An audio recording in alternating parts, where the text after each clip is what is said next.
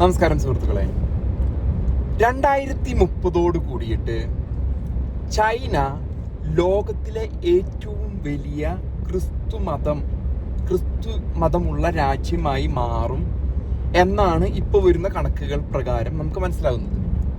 ആ കാലയളവിൽ ചൈനയിലുള്ള ക്രിസ്ത്യാനികൾ എന്ന് പറഞ്ഞാൽ ഏകദേശം ഒരു 25 കോടി ആയിരിക്കും. 25 കോടിക്കും 35 കോടിക്കും ചിലരുടെ കണക്കുകൾ പ്രകാരം. കാരണം ശരിക്കുള്ള കണക്കുകൾ ലഭിക്കുന്നില്ല ചൈനയിൽ. കാരണം നമ്മളിപ്പോൾ അത് ഇന്ത്യയിലെ സ്ഥിതിവിശേഷം വെച്ച് കണക്കൂട്ടുമ്പോൾ ഇന്ത്യയിൽ ഷെഡ്യൂൾ കാസ്റ്റ് വളരെ വലിയ തോതിൽ കൺവേർട്ട് ആയിട്ടുണ്ട്, പ്രത്യേകിച്ച് വടക്കേ ഇന്ത്യയിലൊക്കെ.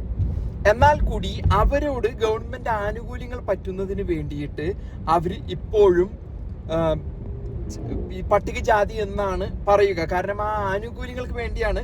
പക്ഷെ അവര് ഇപ്പോഴും ഞായറാഴ്ചകളിൽ നിങ്ങൾ നോക്കിക്കഴിഞ്ഞാൽ ക്രിസ്തീയ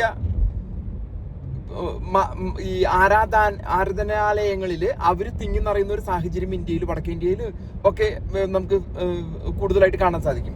അതേപോലെ തന്നെ ചൈനയിലും പുറമേക്ക് പറയാനായിട്ട് കാരണം അവരുടെ തൊഴിലിനെ ബാധിക്കാം. തന്നെയല്ല, ചൈന ഒരു ജനാധിപത്യ രാജ്യമല്ല. പലതരത്തിലുള്ള പ്രത്യാഘാതങ്ങൾ അവർക്കുണ്ടാകാം. നമ്മൾ നേരെ ഇനി ഏകദേശം ഒരു 100 വർഷം മുമ്പോട്ടോ അല്ലെങ്കിൽ 70 വർഷം 80 വർഷം പിന്നോട്ട് പോകുന്ന അളവില് എവിടെയൊക്കെ ക്രിസ്ത്യാനിറ്റിയെ അടിച്ചമർത്താനായിട്ട് ശ്രമങ്ങൾ നടന്നിട്ടുണ്ടോ അവിടെയൊക്കെയാണ് ക്രിസ്ത്യൻ മതം വളർന്നിട്ടുള്ളത്. അതിനുള്ളൊരു ഉത്തമ ഉദാഹരണം എന്ന് പറയുന്നത് ജോൺ പോൾ മാർപ്പാപ്പ. റോമിലെ ജോൺ പോൾ മാർപ്പാപ്പയും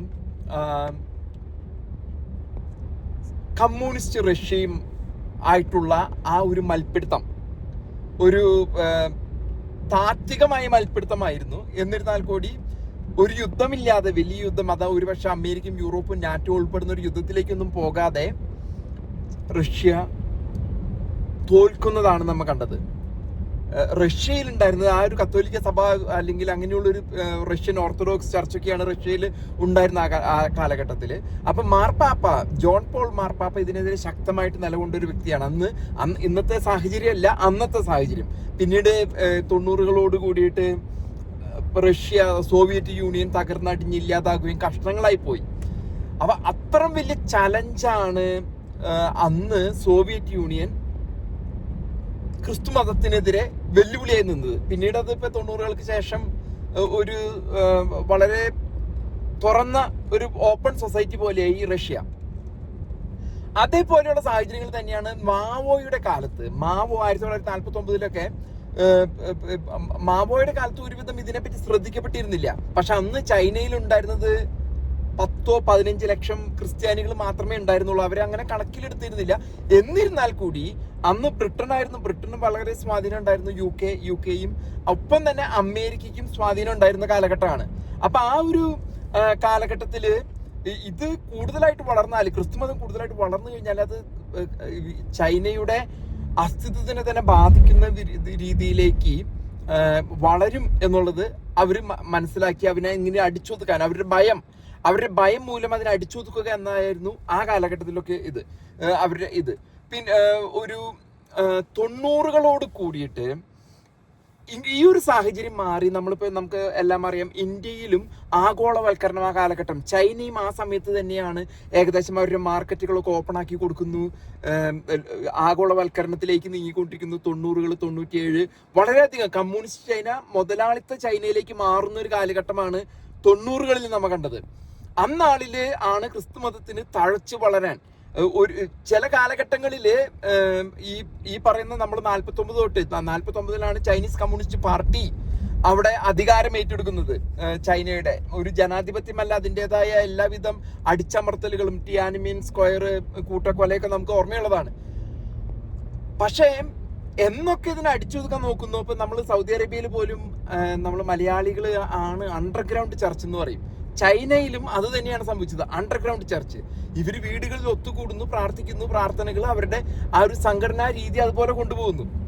അത് നമുക്ക് കാണാൻ സാധിക്കുക. സൗദി അറേബ്യയിൽ നമ്മൾ പറയും അടിച്ചമർത്താണെന്ന്, പക്ഷെ യാതൊരു പ്രശ്നമില്ലാത്ത ഈ ക്രിസ്തുമതം ഖത്തറിലും സൗദി അറേബ്യയിലും UAE അതിന്റെ ആവശ്യമില്ല, പരസ്യമായിട്ട് നടക്കുന്നത്. കുവൈറ്റില് ഇവിടെയൊക്കെ ഈ അണ്ടർഗ്രൗണ്ട് ചർച്ചുകള് അവിടുത്തെ അറബികൾക്ക് അറിയാഞ്ഞിട്ടല്ല, പക്ഷെ അവർക്ക് അടിച്ചമർത്താൻ പറ്റാത്ത രീതിയിലാണ് ഇത് പോയിക്കൊണ്ടിരിക്കുന്നത്. അതിന് ചുക്കാൻ പിടിക്കുന്ന മലയാളികളാണ് ഗൾഫ് രാജ്യങ്ങളിൽ. അതേപോലെയുള്ള ഒരു സാഹചര്യമാണ് ഇന്ന് ചൈനയിൽ സംഭവിക്കുന്നത്. അപ്പോ ആ ഒരു നിശബ്ദ മുന്നേറ്റം 2030 വരുമ്പോഴേക്കും കമ്മ്യൂണിസ്റ്റ് ചൈന ഹല്ലേലൂയ ചൈനയായി മാറുന്ന ഒരു കാഴ്ചയാണ് നമുക്ക് കാണാൻ സാധിക്കുക.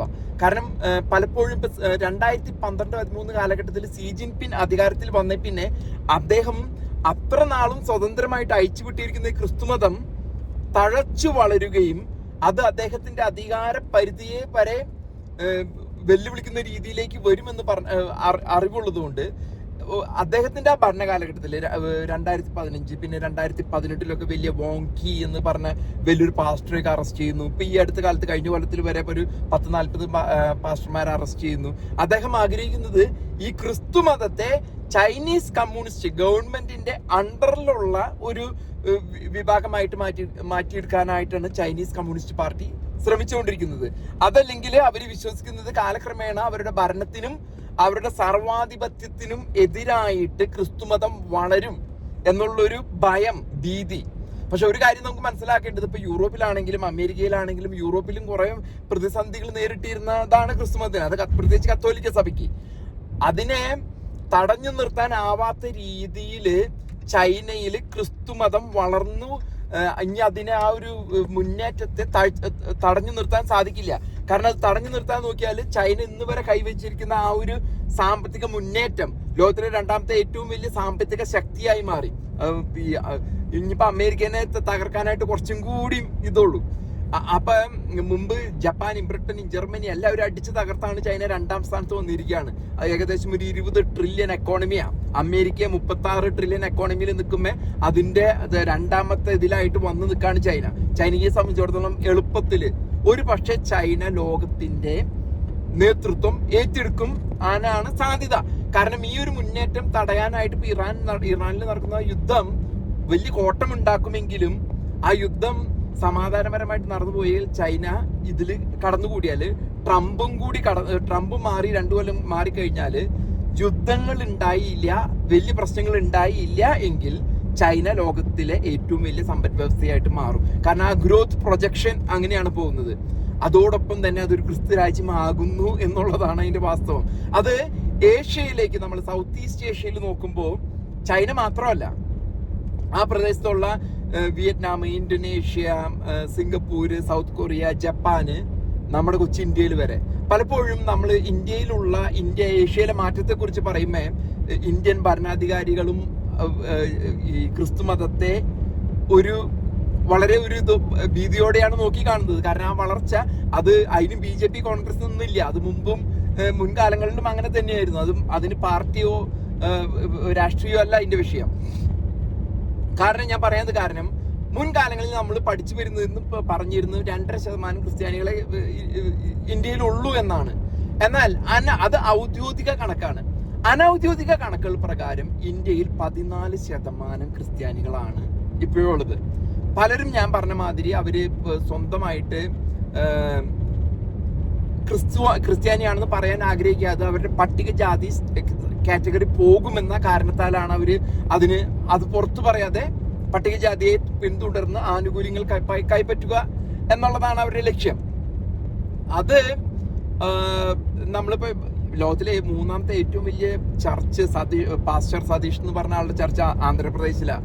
പഞ്ചാബിൽ നടക്കുന്ന മാറ്റം, ആന്ധ്രാപ്രദേശ്, അങ്ങനെയുള്ള മാറ്റങ്ങളും ഇതോടുകൂടി ഏഷ്യയിൽ നടക്കുന്ന ഈ മാറ്റത്തെ ഞാൻ നേരത്തെ അറബ് രാജ്യങ്ങളോട് പറഞ്ഞ മാതിരി കൂട്ടി വായിക്കേണ്ടതാണ്. അപ്പൊ 2030 ചൈന അമേരിക്കയും പോലും മറികടന്ന് ഏറ്റവും കൂടുതൽ ക്രിസ്ത്യാനികളുടെ രാജ്യമാവും.